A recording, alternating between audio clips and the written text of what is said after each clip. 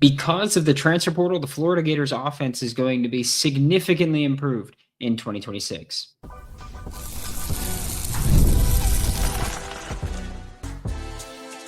You are Locked On Gators, your daily podcast on the Florida Gators. Part of the Locked On Podcast Network, your team every day. Hello and welcome back to another episode of Locked On Gators, part of the Locked On Podcast Network, your team every day. Thanks for making Locked On Gators your first listen of the day. Every day we are available daily and free with the podcast and on YouTube. Happy Wednesday. I am Brandon Olsen. Find all of my written work about the Florida Gators, by the way, with swampsignal.substack.com. Lifelong Florida Gators fan, your host of Locked On Gators. Today's episode of Locked On Gators is brought to you by FanDuel. FanDuel is officially in playoff mode. We got the NFL playoffs going. College football playoff ended the way that basically every Florida Gators fan wanted it to end, right? FanDuel is giving customers even more ways to get in on the action. Visit FanDuel.com to get started, and we'll talk more about that a little bit later. But the Florida Gators use the transfer portal to make their offense significantly better after a year of just horrendous offensive football by the Gators, right? And I know we could talk about how so much of it was who was calling plays and how that was getting set up, but realistically, it was a lot that went into it, right? And look, the talent was there for a lot of positions, right? You know, Jacoby Jackson, who was banged up and redshirted, would have had would have been your running back 2, and he's at Ohio State. DJ Lagway's at Baylor. Tony Livingston's at Baylor. Moise Tonkara's at Houston. Like, you've got a lot of guys that left and went Power 4 still. Your head coach left and didn't go Power 4, but a lot of the players on the team did, and that's usually a pretty good indicator that there was talent on this team, on this offense. And instead, the Florida Gators are now going to have a much different looking offense, partially just because of what they've lost, but also because of what they've brought in. Not even talking about the coaching staff this time, just talking about how they use the transfer portal. You have Aaron Philo coming in from Georgia Tech to maybe be your starting quarterback in 2026. Maybe he genuinely might be QB1 for the Florida Gators in 2026. If you feel good about that, if you're in the camp that loves him, then great. Congratulations, the Florida Gators have Aaron Philo. If you're in the camp that hates him, sorry to hear that, but the Florida Gators have Aaron Philo, and I'm sure that if you're in that camp, you're probably hoping that Tramell Jones wins that quarterback battle. If you're in the camp that I am in, which is who knows what he can really do, then buckle up. We're in for a fun spring, fun fall camp of just competing. But Aaron Philo comes in as someone that has the arm to make, I think, most of the throws in the offense. And I've been very open about this. The thing that I'm always concerned with him is the velocity on the deep ball just really, really slows down when he takes that shot. And unless it's wide open, or unless you know that you're going to be able to get the ball, let's say, over the top of the defense, and then no one's going to be able to come up and make a play on it, that's a scary spot to be in. Like, I know that it's also one of those things to talk about where, like, quarterbacks don't throw a ton of shots, 20 plus yards downfield, right? It's not a ton, but you need to be able to do it to just threaten the defense. But it's not like you should be throwing, 40% of your passes that far. Right? That's just like, I don't want people to think that me saying, hey, I've got this concern about his deep ball means that I don't think he's good, or that I have, this massive concern about him. Darian Mensah threw passes of 20 plus yards more downfield than anybody else, or 20 plus or more yards downfield than anybody else this year. That was 86. That's like, what, with the 14 games he played, that's 6 per game taking deep shots, which matters, right? That's 17% of his attempts. But as far as just attempt wise, like, there's not a lot of quarterbacks that are taking deep shots like that. And the point of what you're going to see a lot with Buster Faulkner is trying to get those shots open, right? Because that's the other part. It's not just taking the shots. It's taking them when they're open, scheming them open, and attacking in that way where, yeah, maybe you don't have the strongest arm, but if you can get the ball there, then that's what matters. Because I know that the pushback when I mentioned Aaron Philo was there were quite a few people that were like, oh, I've seen him throw the ball 50 or 60 yards downfield. It's like, that's cool. Did it have any velocity on it, or was it a duck? Because that's what I care about. When I'm talking about the deep ball, I'm talking about the velocity on that deep ball. I don't care if you could throw it a full 90 yards. If it's going to slowly go and the defense is going to have time to just get under it and make a play, I don't necessarily care how far you could throw it. I care about how hard you could throw it as you work further downfield. That's the concern for me with Aaron Philo. Also in the backfield, you have Evan Pryor from Cincinnati and London Montgomery from East Carolina. And I think both of them are going to play a role this year. I don't think, I know that we could talk about Duke Clark and we could talk about Byron Lewis, and they're both incredibly talented young backs. But when I look at Evan Pryor and London Montgomery, Evan Pryor has 1 year of eligibility left. He didn't come here to not play, right? He came here to be a running back in a Buster Faulkner offense that is known for getting speed in space. Like that's what they're trying to do, right? And that includes the backfield. I'm expecting to see Evan Pryor run swings and screens and run angle routes and just attack that way and just get him the ball in space and moving and let him make plays because he's just got that speed. London Montgomery, great receiving back at East Carolina, fairly productive. I'm glad he didn't go to Ole Miss, which they ended up taking, 1,000 running backs. I don't think that might have been the case if he was one of them, but his offensive coordinator at East Carolina, John David Baker, went to Ole Miss to be their new offensive coordinator. So I'm glad London Montgomery didn't follow him. I guess we'll say in this case, he came to Florida to be part of this backfield with Jaden Baugh and Evan Pryor in 2026. And then in 2027, that thing's going to be wide open. Evan Pryor is going to be out of eligibility and probably in the NFL with his speed. Jaden Baugh is going to be in the NFL. That's it. So 2027, you've got London Montgomery looking at like, all right, well, that's wide open for me, right? 2026, I can contribute. 2027, I could be a starting caliber player. Evan Pryor is someone that I do think is going to have a lot of fun. Actually, I don't know who's going to have more fun. Buster Faulkner having a player like Evan Pryor, because Evan Pryor is genuinely right now one of the fastest players on the team. And so you could have Evan Pryor. And so I don't know if Buster Faulkner is going to have more fun or if Evan Pryor is going to have more fun on his touches. Which like he wasn't even the starter at Cincinnati. He's just someone that's really explosive and really dynamic. And that's what Florida was looking for with a lot of guys that they took, right? Like we're going to talk about receivers and tight ends in the next segment.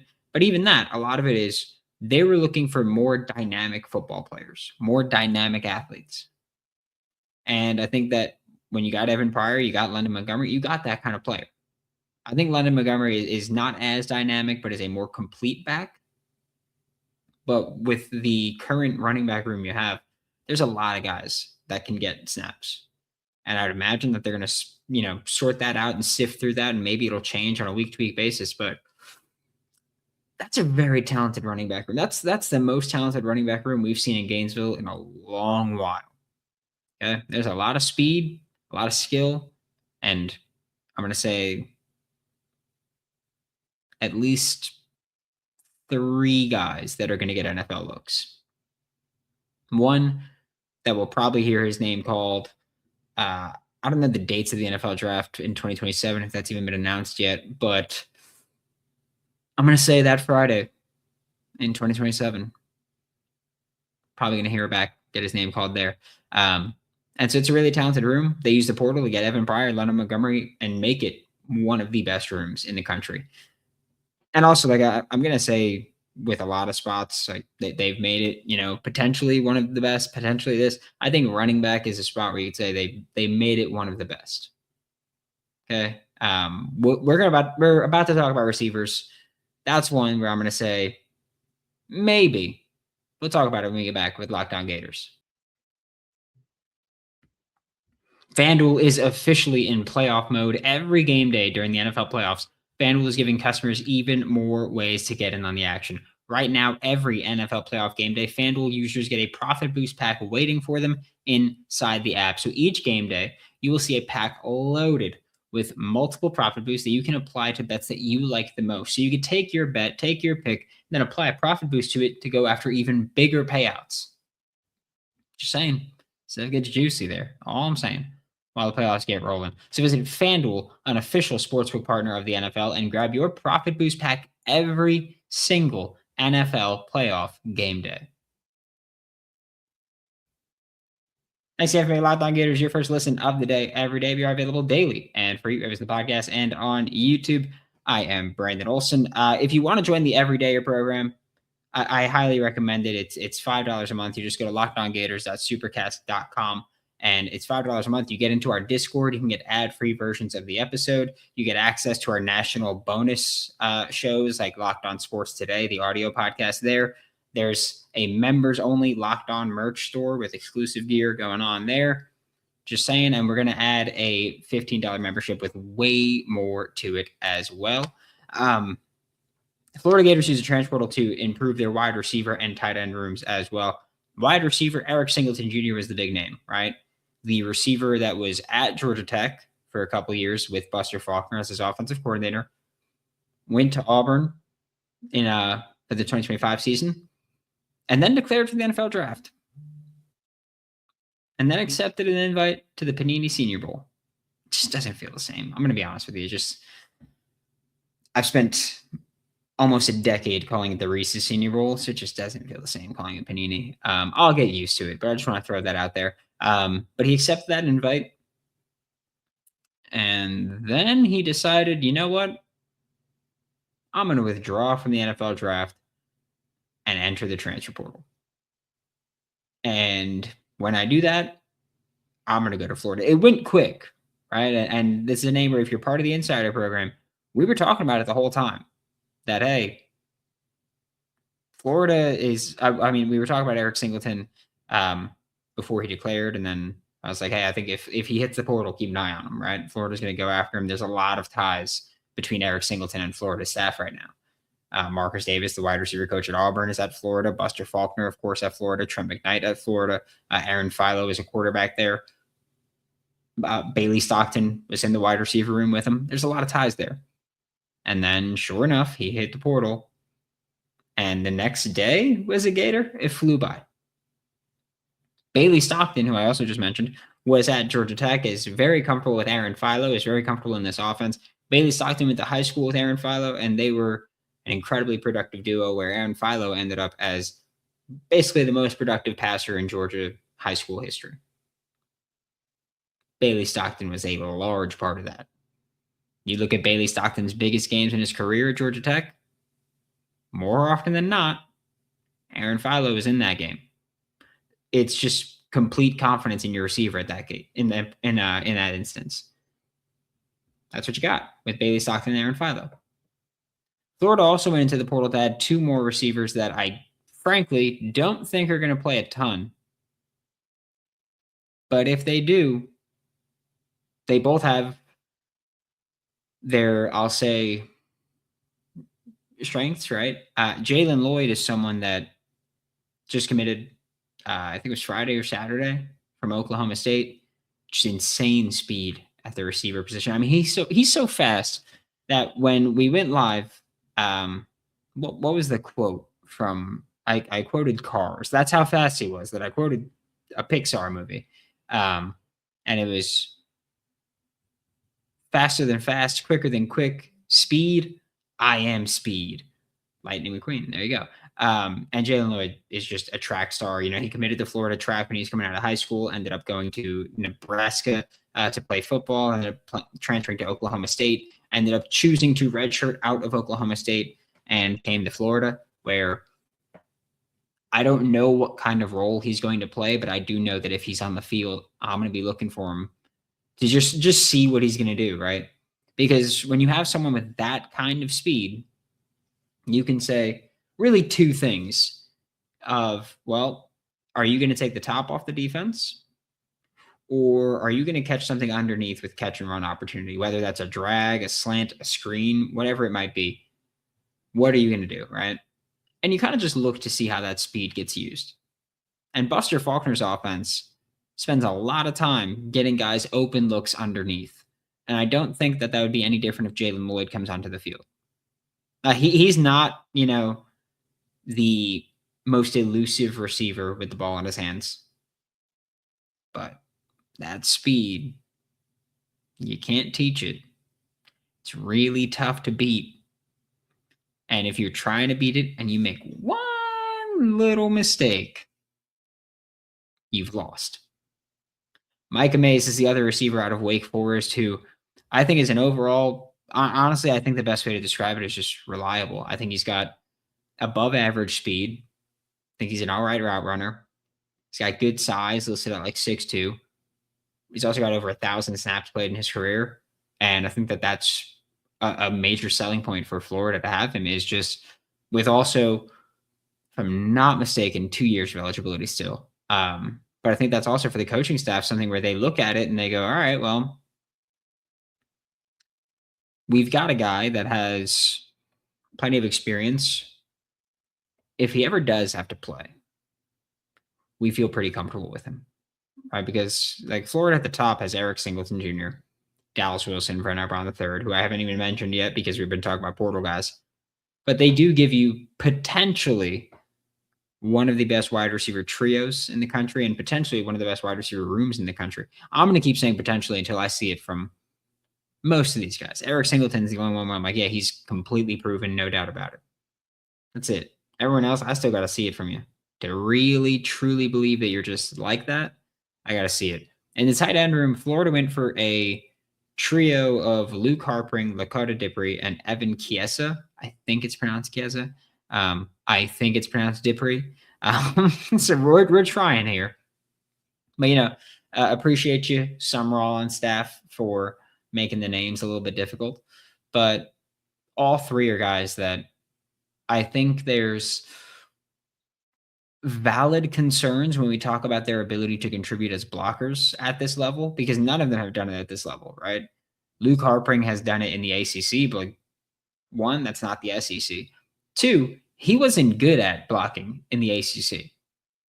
Lakota Dipri still learning how to play tight end. He was a defensive lineman for a bit at Charlotte, then transferred to James Madison, played tight end. He's still learning, and his games against Power 4 competition when he was blocking were not good.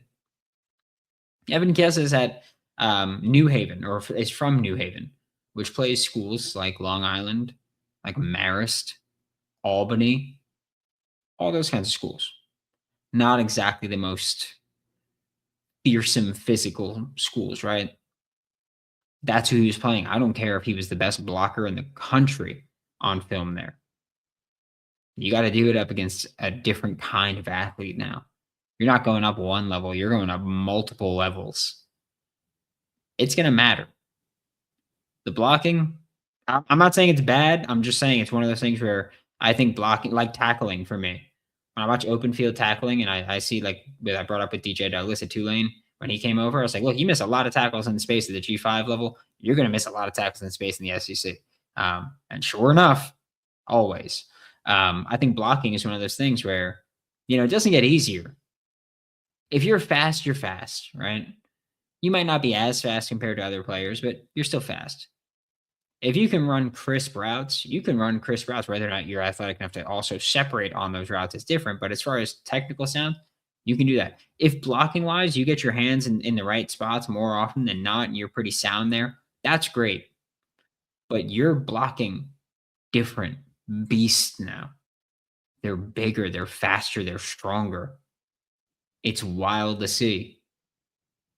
So we're going to see. I don't know what they're going to be as blockers, but I do know that as receivers, they're going to be considerably more dynamic this year than they were last. We're going to talk about the offensive line when we get back with Locked On Gators.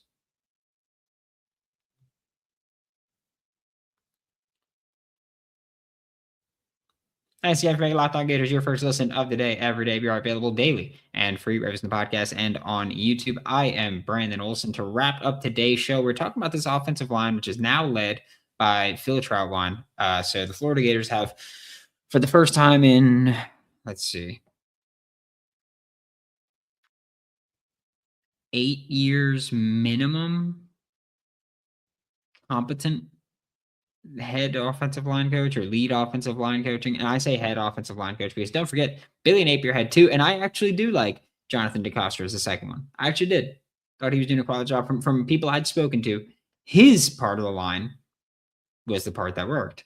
And I will say this, it's not as simple as one coach tackles, one coach of the interior. It's different. And I hate the way they did it, but his part was the part that worked. And so I'll say that. But the Florida Gators finally have a good offensive line coach. And they went into the portal and they added a few guys that are going to come in and we're going to say compete, but it's competing in different ways, right? On the interior, Florida brought in Harrison Moore from Georgia Tech, who I think is automatically going to come in and start, right? Like he's a proven starter at Georgia Tech in 2025.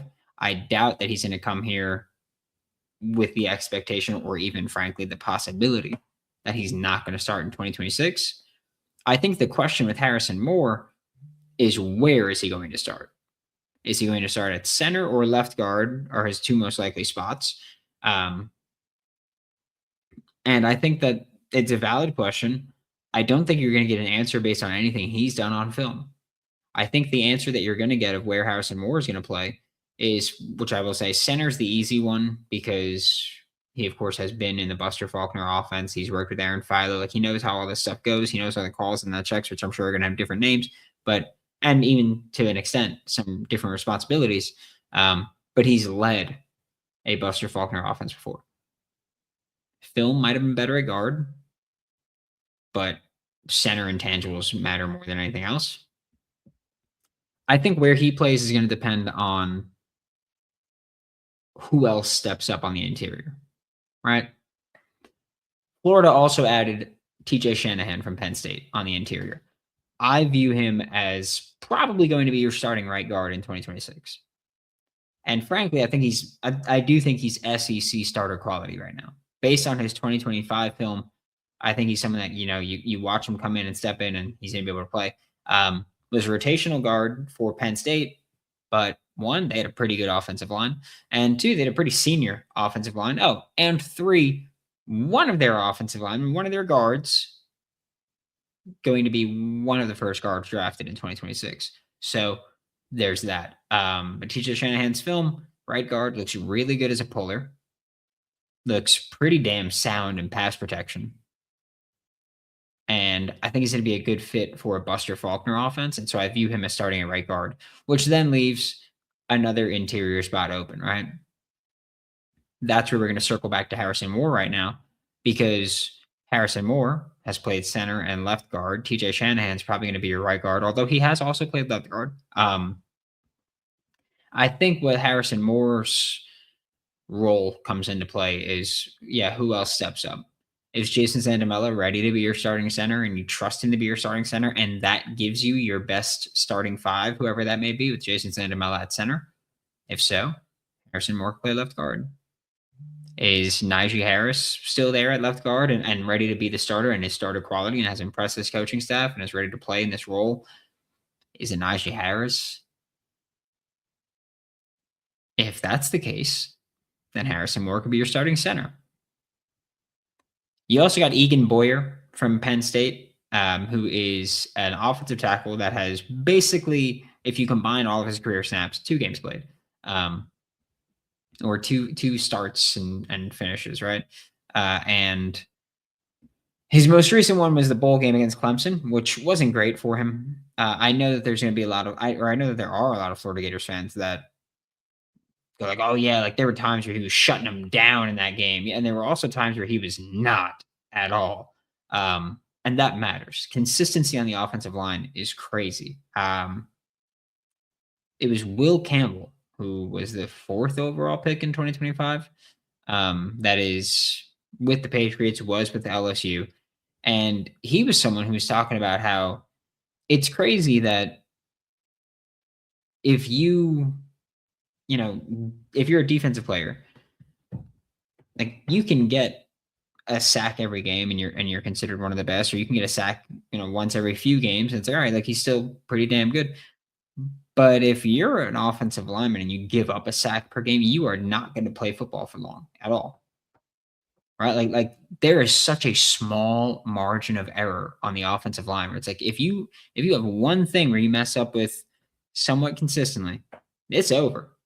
Like that's and I know obviously it sounds simple, but it's like if you're playing like 70 snaps per game, and let's say you're pass blocking on we'll say 35 of them, right? We'll cut it in half. To basically just lose one rep bad every game. Like you can win 34, but if you're losing that one bad every game, then it's just over. That's wild to me. It's incredibly difficult. It's like playing corner, right? Like you play corner, if once per game you're getting toasted, you're not going to be out there for long. It's wild. Like you have to be so consistent in your craft. It's incredible. And so when we go like, oh yeah, like Egan Boyer looked pretty good for a good bit of that game. That's cool, but you got to look good for a lot of the game to be good. Consistency really matters on the offensive line. So Egan Boyer, we don't know if he could be consistent. But my take is that Phil Trautwein saw him for 2 years. I've seen him for 2 games. I'm going to take Phil Trautwein's opinion over mine. Thank you very much. And then you've got Emeka Ugorji, who was, I'm going to say this again because I do think it's important to remind people. Emeka Ugorji was a low 3-star offensive tackle coming out of high school. And he was a true freshman in 2025. That ended up starting a bunch of games. I think it was start 6, playing 8. And a lot of those games were right guard.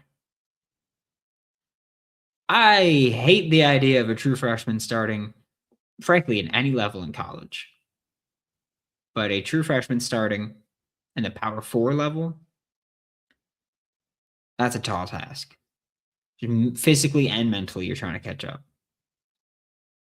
Because physically, you can't just overpower everybody anymore, more likely than not, right? You got to catch up there. And mentally, the schemes are a whole lot more complex. Protections are a whole lot more complex. Calls are a whole lot more complex. It's tough. So I generally don't like a true freshman starting on the offensive line at all. He was a low 3-star, which I don't care about rankings too much, but usually the low 3 stars are the guys where you go, needs a good bit of work. Needed a good bit of work. Didn't get that.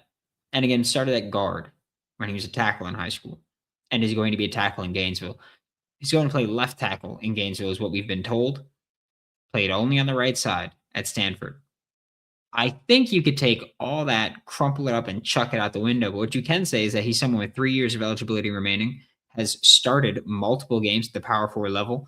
And if he doesn't win his competition this year, I'd say redshirt him. I don't get like if your plan is, hey, he's left tackle too, I'd say redshirt him until you need him to play. Because then if he does redshirt, you can still have 3 years of eligibility with him.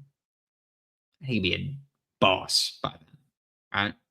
Thanks for making Locked On Gators your first listen of the day every day. We are available daily and free. Reference the podcast and on YouTube. I am Brandon Olsen for Locked On Gators. Don't forget to follow me on Twitter at WNS_Brandon. Find all my written work with New York Giants on SI and Florida Gators written work with swampsignal.substack.com. I got scouting reports coming out basically every day. And I will see you all. We might go live today. We might go live in the middle of the day today. We'll see how it goes. I'll see you all next time.